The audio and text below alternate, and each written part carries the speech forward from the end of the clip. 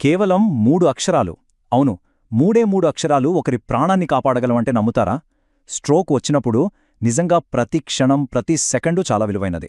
మరి అలాంటి అత్యవసర పరిస్థితుల్లో ఏం చేయాలో చెప్పే ఒక సింపుల్ టెక్నిక్ ఉంది. దాని గురించే మనం ఈరోజు వివరంగా తెలుసుకోబోతున్నాం.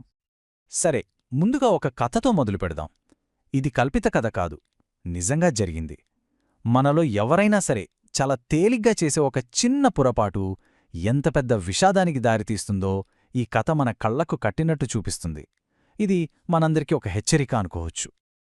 ఓకే, ఊహించుకోండి. ఒక పెద్ద పార్టీ జరుగుతోంది. పాత స్నేహితులందరూ కలుసుకున్నారు. అంతా నవ్వులు, పలకరింపులతో చాలా సందడిగా ఉంది. అంతా బాగుందనుకుంటున్న టైంలో అకస్మాత్తుగా ఒక మహిళ తూలి కింద పడిపోయింది. ఒక్కసారిగా అందరూ షాకయ్యారు. అక్కడి సంతోషమంతా మాయమైపోయింది. వెంటనే ఆమె స్నేహితులందరూ పరిగెత్తుకుంటూ వచ్చారు. ఏమైంది, హాస్పిటల్కి వెళ్దామా అని అడిగారు. కాని ఆమె, అయ్యో ఏమీ పర్వాలేదు, నేను బాగానే ఉన్నాను అని చెప్పి ఆ విషయాన్ని చాలా తేలిగ్గా తీసుకుంది. చూడండి, చాలా సందర్భాల్లో మనం చేసే పొరపాటు ఇదే. ఆమె అలా చెప్పేసరికి అక్కడున్నవాళ్లందరూ కూడా అవున్లే, కొత్త చెప్పులేసుకుంది కదా, అందుకే జారిపడి ఉంటుంది అని వాళ్లకు వాళ్లే సర్ది చెప్పుకున్నారు. చూసారా, ఎంత ప్రమాదకరమైన ఒక హెచ్చరికని ఎంత తేలిగ్గా పక్కన పెట్టేశారో. దీనివల్ల అసలు సమస్య ఏంటో ఎవరూ గుర్తించనేలేదు. సరే, ఆమెను పైకి లేపారు, కొంచెం శుభ్రం చేసి తినడానికి ఒక ప్లేట్ ఫుడ్ ఇచ్చారు.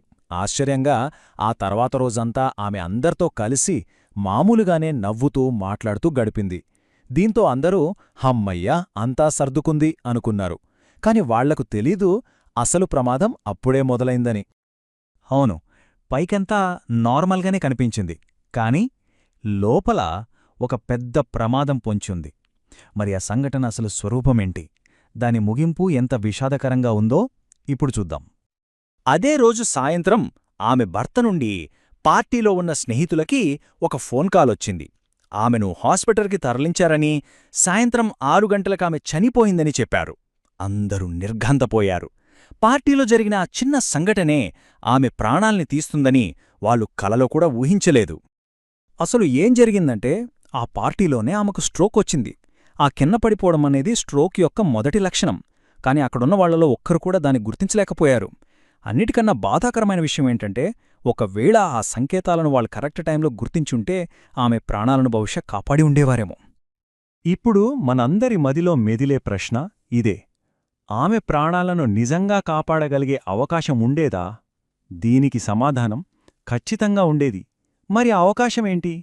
ఈ కథ నుండి మనం నేర్చుకోవాల్సిన ఆ పరిష్కారమేంటో ఇప్పుడు తెలుసుకుందాం. చూడండి, న్యూరోసర్జన్లు ఏం చెప్తారంటే, స్ట్రోక్ వచ్చిన తర్వాత మొదటి 3 గంటల సమయం చాలా చాలా కీలకం. దాన్ని గోల్డెన్ అవర్స్ అని కూడా అంటారు. ఎందుకంటే ఈ సమయంలో గనక ట్రీట్మెంట్ అందిస్తే బ్రెయిన్కి జరిగే డ్యామేజ్ని చాలా వరకు తగ్గించొచ్చు.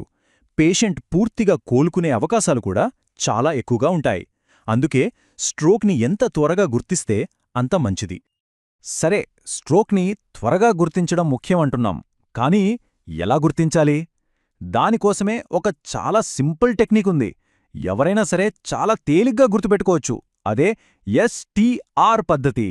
ఈ 3 సింపుల్ స్టెప్స్తో ప్రాణాలను కాపాడొచ్చు. ఓకే, ఈ STR అంటే ఏంటో ఇప్పుడు వివరంగా చూద్దాం. ఫస్ట్, S అంటే స్మైల్, అంటే చిరునవ్వు. స్ట్రోక్ వచ్చిన వ్యక్తిని నవ్వమని అడగాలి. వాళ్లు సరిగ్గా నవ్వలేకపోతే, అంటే వాళ్ల ముఖం ఒకవైపుకి వంగిపోయినట్టు అనిపిస్తే అది ఒక లక్షణం. నెక్స్ట్, T అంటే టాక్, అంటే మాట్లాడటం. వాళ్లని ఈరోజు వాతావరణం చాలా బావుంది లాంటి ఒక సింపుల్ వాక్యం చెప్పమనాలి. వాళ్లు మాట్లాడేటప్పుడు మాట తడబడినా లేదా ముద్దగా వస్తున్నా అది రెండో లక్షణం. ఇక ఫైనల్గా R అంటే రైజ్, అంటే పైకి ఎత్తడం. వాళ్లని 2 చేతులు పైకి ఎత్తమనాలి. స్ట్రోక్ వల్ల ఒంట్లో ఒకవైపు బలం తగ్గిపోతుంది. కాబట్టి ఒక చెయ్యి వాళ్ల ప్రమేయం లేకుండానే కిందకి జారిపోవచ్చు. ఈ 3 టెస్టులు చూడటానికి చాలా సింపుల్గా ఉన్నా చాలా పవర్ఫుల్. ఈ STR పద్ధతితో పాటు మనం గమనించాల్సిన ఇంకో ముఖ్యమైన లక్షణం కూడా ఉంది. అదేంటంటే, అనుమానం ఉన్న వ్యక్తిని నాలుక బయటపెట్టమనాలి. ఒకవేళ వాళ్ల నాలుక ఒక వైపుకి వంగి ఉన్నా సరే, అది కూడా స్ట్రోక్కి ఒక బలమైన సంకేతం కావచ్చు.